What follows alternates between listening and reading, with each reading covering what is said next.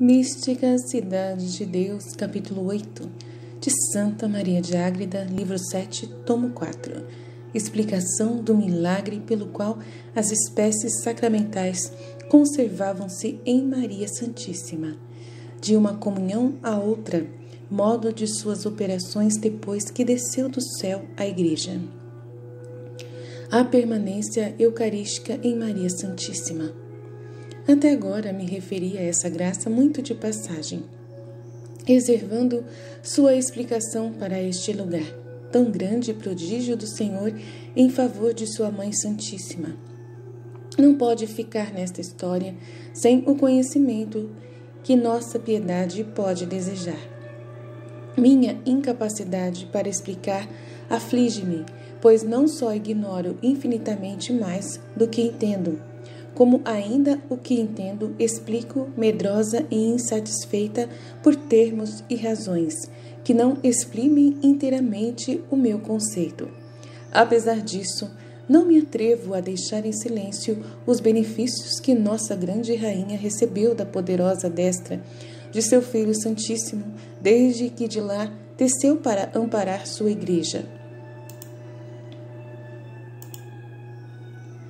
Se antes foram grandiosos e inefáveis, desde essa ocasião cresceram, com formosa diversidade, manifestando-se infinito o poder que os prodigalizava, e imensa a capacidade de quem os recebia, a criatura singular e escolhida entre todas. A Mãe de Deus tem direito a todos os privilégios.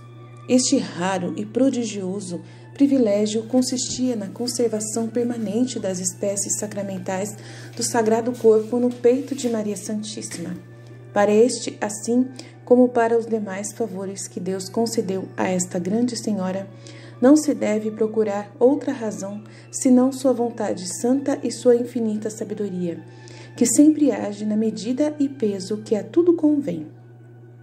Para a piedade e prudência cristã basta saber que só a esta pura criatura Deus teve por mãe natural, e que só ela foi digna de o ser, entre todas as criaturas, sendo esta maravilha única e sem semelhante, seria crassa ignorância procurar exemplos para nos persuadir que o Senhor deu à sua mãe o que não deu, nem dará a outras almas. Só Maria ultrapassa o nível comum a todas. Não obstante, tudo isto deve ser verdade. Quer o Altíssimo que, com a luz da fé e outras ilustrações, compreendamos as razões de conveniência e justiça que levaram o seu poder a operar estas maravilhas em sua Mãe Digníssima. Tal conhecimento nos levará a louvá-lo, nela e por ela, e entendermos quão seguro é colocar nossa esperança e nossa sorte nas mãos de tão poderosa Rainha, em quem depositou seu Filho todo o seu amor. De acordo com estas verdades, direi o que me foi dado entender sobre o mistério de que vou falando. Maria e a presença corporal de Jesus. Maria Santíssima viveu 33 anos na companhia do seu Filho e Deus verdadeiro. Desde a hora que nasceu de seu virginal seio, nunca o deixou, até sua morte na cruz. Criou-o, serviu-o, acompanhou-o, seguiu-o, imitou-o, agindo em tudo e sempre como esposa, mãe, filha e serva fidelíssima e amiga. Gozou de sua presença, convívio, doutrina e dos favores que com todos estes méritos recebeu na vida mortal. Cristo subiu aos céus e o amor e a razão obrigaram-no a levar consigo sua Mãe amantíssima para não ficar no céu sem ela, nem ela no mundo sem a presença e companhia do Filho. Todavia, a caridade ardentíssima que ambos nutriam pelos homens quebrou, de certo modo, aquele laço e união. Obrigou nossa amorosa Mãe a voltar ao mundo para auxiliar a fundação da Igreja e ao seu Filho enviá-la e consentir na ausência que se interpunha entre ambos durante esse tempo. O Filho de Deus, porém, tinha poder para, de algum modo, compensar sua amada por esta privação. Vinha a ser dívida de amor que não ficaria tão provado se recusasse acompanhar sua Mãe Puríssima na terra, quando ele ficava glorioso à destra do seu eterno Pai. Além disto, o amor ardentíssimo da bem-aventurada mãe, acostumado com a presença de seu Filho Puríssimo, sofreria intolerável violência, se durante anos, tantos anos que ficou na Santa Igreja, não tivera presente no modo possível. Presença sacramental de Jesus em Maria. A tudo isto satisfez Cristo, nosso Salvador, permanecendo sacramentado no coração de sua feliz mãe, enquanto ela viveu na igreja e Jesus no céu. Com esta sacramental presença, compensou até com vantagem sua presença corporal, quando com ela vivia no mundo. Muitas vezes se ausentava para os trabalhos de sua missão redentora e nestas ocasiões afligiram-na o temor do que aconteceria ao seu Filho Santíssimo, se voltaria ou não, e de qualquer modo nunca podia esquecer a paixão e morte de cruz que o esperava, embora esta dor às vezes se moderasse pelo gozo de o ter consigo. Passada a tormenta da paixão, estando à destra do Eterno Pai, aquele seu mesmo Senhor e Filho permanecia sacramentado em seu virginal peito, e a Divina Mãe podia gozar de sua vista sem receios e angústias. No Filho tinha presente a toda a Santíssima Trindade por aquele modo de visão que expliquei acima. Então se cumpria à letra o que esta grande rainha disse nos cânticos: Tenho e não o largarei. Eu o prenderei e não o deixarei, até trazê-lo à casa de minha mãe, a igreja. Aí eu lhe darei a beber vinho perfumado e licor de minhas romãs. Maria Sacrário do Santíssimo Sacramento. Neste favor para Maria Santíssima, o Senhor cumpriu a promessa que fizera à sua igreja na pessoa dos apóstolos, que estaria com eles até a consumação dos tempos. Cumpriu-a antecipadamente, pois na hora em que a declarou, no momento de subir ao céu, já se encontrava sacramentado no peito de sua mãe, como dissemos na segunda parte. A promessa não se teria cumprido se não estivesse na igreja por este novo milagre, pois naqueles primeiros anos os apóstolos não dispunham de templos para guardar permanentemente a Sagrada Eucaristia. Consumiam-na cada vez que celebravam. Só Maria Santíssima foi o templo e sacrário em que por alguns anos se conservou o Santíssimo Sacramento, para que o Verbo manado não ficasse ausente da igreja um só momento, desde que subiu ao céu até o fim do mundo. Ainda que não estava aí para o uso dos fiéis, estava-o para o seu proveito e para outros fins muito perfeitos. No templo de si mesma, a grande rainha rezava e pedia por todos os fiéis, adorava Cristo sacramentado em nome de toda a igreja, e mediante esta senhora e a presença nela, estava presente e unido por aquele modo ao corpo místico dos fiéis. Esta grande senhora, com seu Filho e Deus sacramentado no peito, tornou o seu tempo mais feliz do que agora, em que ele permanece em tantas custódias e sacrários. No de Maria Santíssima, sempre foi adorado com suma reverência e culto. Nunca foi ofendido como agora o é nos templos. Teve em Maria a plenitude das delícias, que desde a eternidade desejou ter com os filhos dos homens, ordenando-se para este fim a permanência perpétua de Cristo em sua igreja. Nunca foi realizado tão adequadamente como quando esteve sacramentado no coração de sua Mãe Puríssima. Ela era o mais legítimo receptáculo do amor divino e como a atmosfera própria e centro do seu repouso. Fora de Maria Santíssima e comparados com ela, todas as demais criaturas eram como estranhas e inadequadas para aquele incêndio da divindade que sempre arde em infinita caridade. O amor de Cristo por Maria.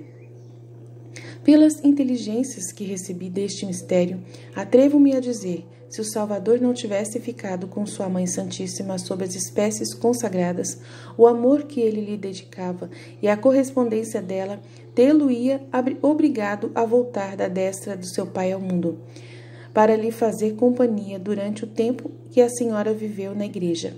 Se fosse necessário para isso privar a morada celeste e seus habitantes da presença de sua santíssima humanidade, por aquele tempo daria preferência à companhia de sua mãe.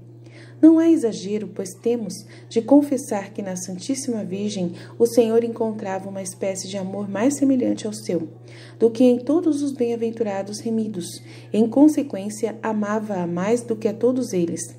O pastor da parábola evangélica deixou 99 ovelhas para ir procurar uma só que faltava.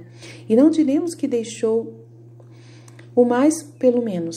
Não causaria admiração no céu se este divino pastor Jesus deixasse nele todo o resto dos santos, para descer e ficar na companhia daquela cândida ovelha que o vestiu de sua própria natureza, criou e alimentou com ela.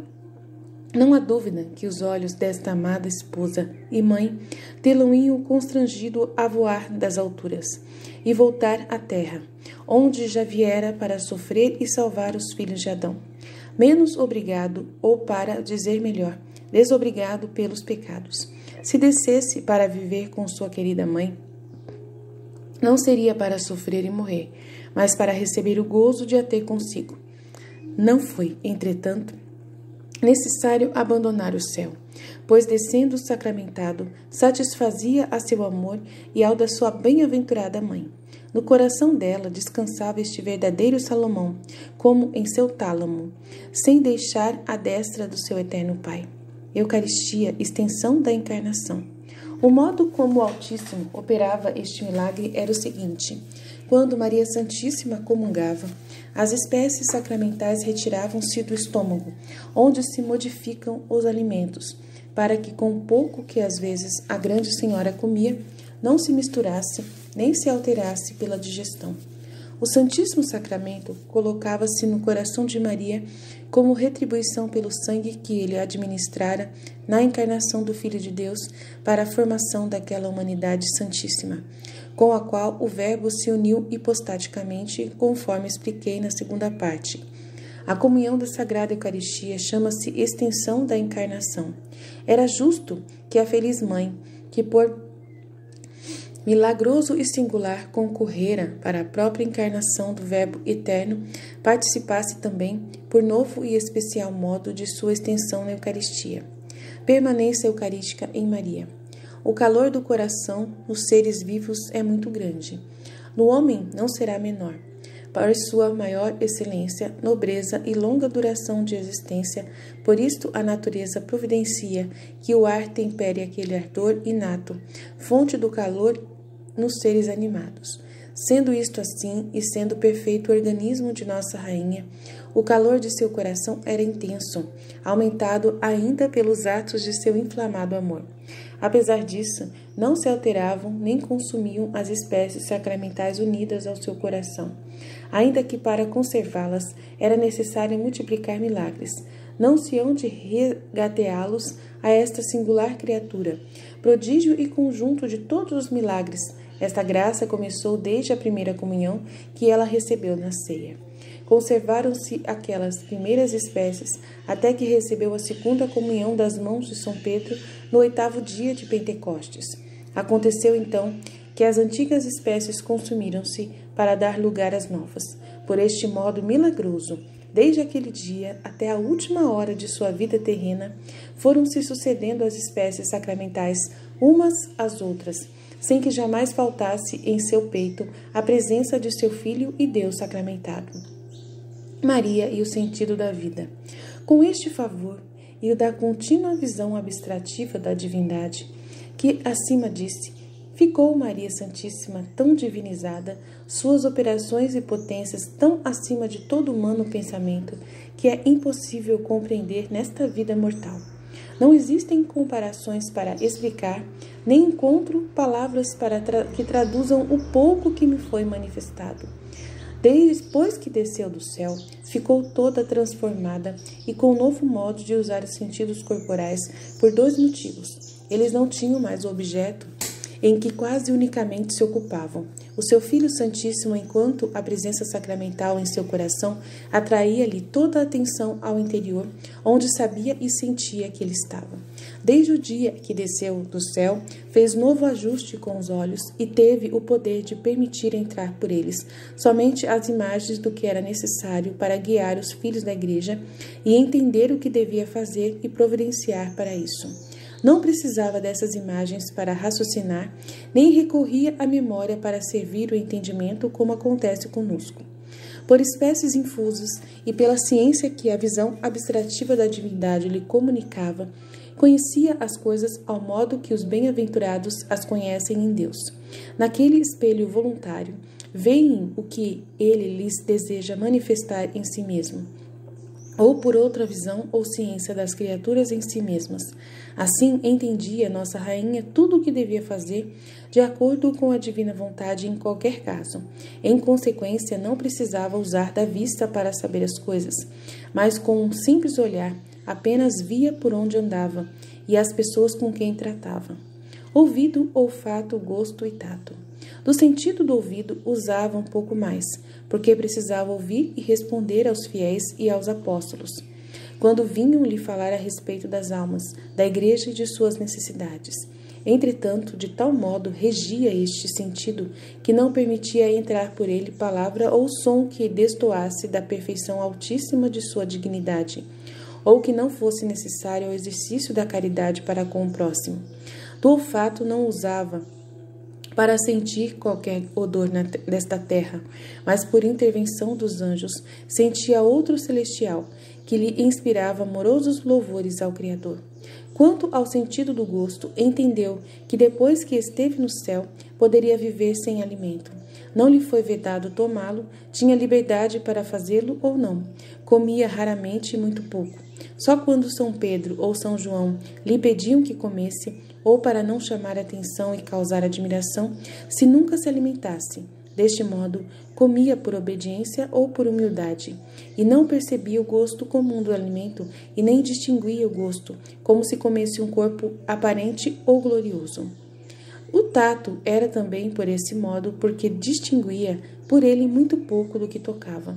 Nem sentia impressões de deleite. Sentia, porém, o contato das espécies sacramentais no coração com admirável suavidade e júbilo, e nisto punha sua atenção. Semelhança de Maria com os bem-aventurados. Estes privilégios no uso dos sentidos lhe foram concedidos a seu pedido. Quis novamente consagrá-los com todas as suas potências à maior glória do Altíssimo e para exercitar a mais eminente virtude, perfeição e santidade. Desde sua concepção imaculada, por toda a vida, havia cumprido o dever de fiel serva e prudente administradora da plenitude de sua graça e dons, como em todo o decurso desta história se tem dito. Mas depois que subiu ao céu com seu filho, foi melhorada em todos, e sua onipotência lhe concedeu novo modo de operar. Sendo viadora, ainda não gozava da visão beatífica como compreensora. Todavia, as operações de seus sentidos tinham maior participação e semelhança com as dos santos glorificados do que com as dos outros viadores.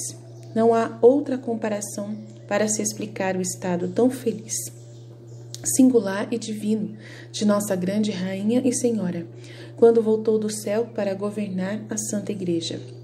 Maria ultrapassa os anjos. A este modo de operar com as potências sensitivas correspondia a sabedoria e ciência interior. Conhecia a vontade e decretos do Altíssimo em tudo o que devia ou queria fazer. O tempo, modo, ordem e oportunidade em que se devia fazer cada coisa e com que palavras e circunstâncias. Deste modo, excedia os próprios anjos que nos assistem, sem perder a visão do Senhor. A grande rainha das virtudes agia com tão elevada sabedoria que os deixava admirados, porque viam que nenhuma outra pura criatura poderia excedê-la, nem chegar àquele cume de santidade e perfeição. Uma das coisas que lhe dava grande alegria era a adoração e reverência que os espíritos celestes prestavam ao seu filho sacramentado em seu peito. O mesmo fizeram os santos no céu, quando ela subiu em companhia de seu Filho Santíssimo, levando-o também encerrado em seu coração, nas espécies sacramentais. Para todos os bem-aventurados esta vista produziu novo gozo e alegria. O prazer que a grande Senhora sentia com a reverência dos anjos ao Santíssimo Sacramento em seu peito procedia de conhecer a grosseria e baixeza dos mortais, em venerar o consagrado corpo do Senhor para compensar esta falta que todos nós iríamos cometer. Oferecia a Jesus culto e reverência que lhe davam os anjos. Eles conheciam melhor este mistério e o veneravam sem ignorância ou descuido. Maria, céu da divindade. Às vezes, ela via o corpo glorioso de seu Filho Santíssimo dentro de si mesma, em outras com a natural beleza de sua humanidade santíssima, e quase continuamente conhecia os milagres contidos no Augustíssimo Sacramento e mistério da Eucaristia. De todas essas maravilhas e de muitas outras que não podemos entender nesta vida mortal, gozava Maria Santíssima, umas vezes manifestadas em si mesmas, em outras na visão abstrativa da divindade. Assim como lhe foram dadas espécies da divindade, deram-lhe também de todas as coisas que deveria fazer, para si e para a Igreja. O mais estimável para ela era conhecer o gozo e agrado de seu Filho Santíssimo em permanecer sacramentado em seu puríssimo coração. Sem dúvida, pelo que me foi dado a entender, este gozo era maior do que ele sentia na companhia dos bem-aventurados. Ó singular e poderosa obra do poder infinito! Só tu foste para o teu Criador céu mais agradável do que o supremo empírio que ele fez para habitar. Aquele que não cabe nos espaços sem medida, encerrou-se em ti e encontrou um trono digno, não só em teu virginal seio, mas também no espaço imenso de tua capacidade e amor. Só tu nunca deixaste de ser céu, nem Deus esteve sem ti desde que te deu o ser, e com plena complacência repousará em ti por todos os séculos de sua intermina eternidade. Todas as nações te conheçam, todas as gerações te bendigam, e todas as criaturas te enalteçam, em ti louvem o seu verdadeiro Deus e Redentor, que só por ti nos visitou e reparou nossa infeliz queda. Grandeza e poder de Maria! Qual dos mortais ou dos anjos pode explicar o incêndio de amor que ardia no puríssimo coração desta grande rainha da sabedoria? Quem poderá compreender o ímpeto da correnteza do rio da divindade que inundou e absorveu esta cidade de Deus? Que afetos, que arroubos, que atos faria de todas as virtudes e dons que recebeu sem medida, agindo sempre com toda a energia destas incomparáveis graças? Que orações, que súplicas faria pela Santa Igreja? Qual sua caridade para conosco? Que bens nos alcançou e conquistou? Somente o autor dessa prodigiosa maravilha o sabe. Nós, porém, dilatemos nossa esperança, fortifiquemos nossa fé, avivemos o amor para com esta piedosa Mãe, solicitemos sua intercessão e amparo. Nada lhe negará para nós, aquele que, sendo seu filho e nosso irmão, fez por ela tais demonstrações de amor, como tenho dito e ainda direi mais para frente. Doutrina que me deu a grande Rainha dos Anjos, Maria Santíssima, a comunhão bem feita. Minha filha, com tudo o que até agora te manifestei, estás bem informada sobre minha vida e minhas obras. Fora de mim, em pura criatura, não há outro modelo por onde possas copiar a maior santidade e perfeição que desejas. Declaraste agora o supremo estado das virtudes que eu tive na vida mortal. Com este benefício, aumento mais tua obrigação para renovares teus desejos e usares toda a atenção de tuas potências na perfeita imitação do que te ensino. Já é tempo e razão, caríssima, que te entregues totalmente à minha vontade. Para mais te animares a conseguir este bem, advirto-te o seguinte: quando meu Filho Santíssimo sacramentado entra naqueles que o recebem com veneração e fervor, tendo-se preparado quanto lhes foi possível para recebê-lo com pureza de coração e fervor, nestas almas, ainda que se consumam as espécies sacramentais, permanece o Senhor por outro especial modo de graça com que as assiste, enriquece e governa, em retribuição da boa hospedagem que lhe deram. Poucas almas alcançam este favor, porque muitas o ignoram. Aproximam-se do Santíssimo sem esta disposição, maquinalmente ou por costume, sem preparar-se com a veneração e temor santo que deviam. Tu, porém, estando a par deste segredo, quero que todos os dias, pois em todos os recebes por obediência a teus superiores, vá preparada dignamente para não se ter recusado este grande benefício. Preparação para a comunhão. Para isto deves te lembrar do que eu fazia, e por aí regular teus desejos, fervor, veneração e amor, todos os atos com que deves preparar teu reino, teu peito, como templo e morada de teu esposo e sumo rei. Trabalha, pois, em recolher todas as tuas forças interiormente e antes e depois de o receber, guarda a fidelidade de esposa. Em particular, põe cadeado em teus olhos e porta custodiada a todos os teus sentidos, para que no templo do Senhor não entre imagem profana e estranha. Guarda teu coração puro e vazio, porque no impuro e ocupado não pode entrar a plenitude da divina luz e sabedoria. Entenderás tudo na luz que Deus te concedeu, e só se atenderes a ela, com inteira retidão de intenção. Supondo que não possas evitar completamente o trato com as criaturas, convém que tenhas grande domínio sobre os teus sentidos, e por eles não acolhas imagem alguma de coisa sensível que não te possa ajudar para o mais santo e puro das virtudes. Distingue o precioso do vil, a verdade do erro, para nisto me imitares perfeitamente. Quero que desde já advirtas a escolha que deves fazer em todas as coisas, grandes e pequenas, para não errares, pervertendo a ordem da razão e da luz divina. A razão deve ser guiada pela graça. Considera, pois, com atenção o comum engano dos mortais e os lamentáveis prejuízos que sofrem. Para determinar a vontade, ordinariamente se movem apenas pelo que percebem através dos sentidos e seus objetos. Logo resolvem o que fazer sem outra consulta ou reflexão. Com a sensibilidade, logo põe em ação as paixões e inclinações animais. Os atos que ela produz forçosamente não se guiarão pelo sadio julgamento da razão, mas sim pelo ímpeto das paixões excitadas pelos sentidos e seus objetos.